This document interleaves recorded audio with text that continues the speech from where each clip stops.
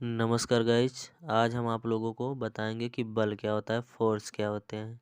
तो देखिए, बल वह कारक धक्का या खिंचाव है जो एक वस्तु दूसरी वस्तु पर आरोपित करती है, बल कहलाती है। जैसे हम एक वस्तु के द्वारा दूसरी वस्तु पर बल लगाते हैं तो उस वस्तु के आकार में परिवर्तन हो जाता है, तो उसे हम बल कहते हैं। उस पर हम बल लगाते हैं तो वह विस्थापित हो जाती है, तो उसे क्या कहते हैं, बल कहते हैं। अब देखिए, बल के प्रकार, टाइप्स ऑफ फोर्स। बल दो प्रकार के होते हैं, एक होता है संपर्क बल, दूसरा होता है असंपर्क बल। संपर्क बल क्या होता है उसको हम आगे बताएंगे। देखिए, संपर्क बल, तो जब बल लगाने वाली वस्तु तथा जिस वस्तु पर बल लगाया जा रहा है दोनों एक दूसरे के संपर्क में हो तो ऐसा बल संपर्क बल कहलाता है। जैसे कहने का मतलब यह है कि जिस वस्तु पर से हम बल लगा रहे हैं और जिस वस्तु पर बल लगा रहे हैं दोनों वस्तु एक दूसरे के संपर्क में होनी चाहिए। जैसे है आपका पेशी बल, तो जैसे हम साइकिल को चलाते हैं साइकिल को चलाते हैं तो साइकिल के पैडल और हमारे पैर दोनों एक दूसरे से सीधे संपर्क में रहते हैं।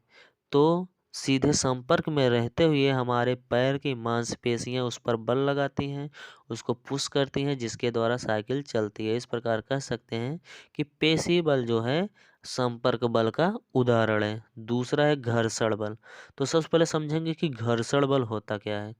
तो किन्हीं दो सतह के संपर्क तलों के बीच सापेक्ष गति का विरोध करने वाले बल को घर्षण बल कहते हैं। मान लीजिए इसमें जो कोई दो वस्तु है, दोनों वस्तु का जो सतह है, दोनों वस्तु की जो सतह है तो उसके बीच जो ये गति हो रही है इसके विरोध करने वाले बल को हम क्या कहेंगे, घर्षण बल। तो घर्षण बल भी बगैर दोनों वस्तुओं को स्पर्श किए हुए नहीं लगता है।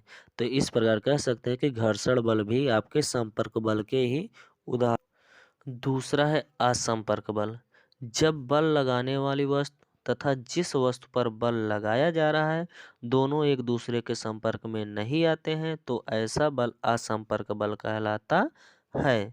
जैसे गुरुत्वीय बल। गुरुत्वीय बल में हम क्या देखते हैं कि ये पृथ्वी का केंद्र होता है जहाँ पर गुरुत्वाकर्षण बल लगता है। तो जैसे मान लीजिए कोई वस्तु को हम ऊपर की ओर फेंकते हैं तो वो ऊपर न जाकर पुनः पृथ्वी की ओर, नीचे की ओर आ जाती है।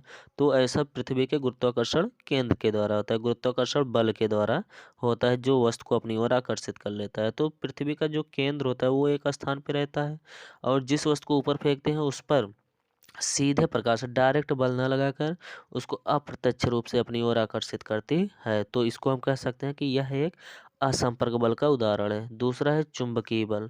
चुंबकीय बल में क्या होता है कि जब लोहे की कील को चुंबक के पास ले जाते हैं, चुंबक को लोहे की कील के पास ले जाते हैं तो दोनों सीधे एक दूसरे के संपर्क में नहीं आ पाती हैं, उससे पहले ही चुंबक उन वस्तुओं को अपनी ओर आकर्षित कर लेता है। तो इस प्रकार कह सकते हैं कि चुंबकीय बल जो है आपका असंपर्क बल होता है। और तीसरा है विद्युतीय बल। तो इस प्रकार से ये आपका टॉपिक समाप्त हुआ। अगर वीडियो अच्छा लगा तो वीडियो को लाइक कीजिए, सब्सक्राइब कीजिए। धन्यवाद।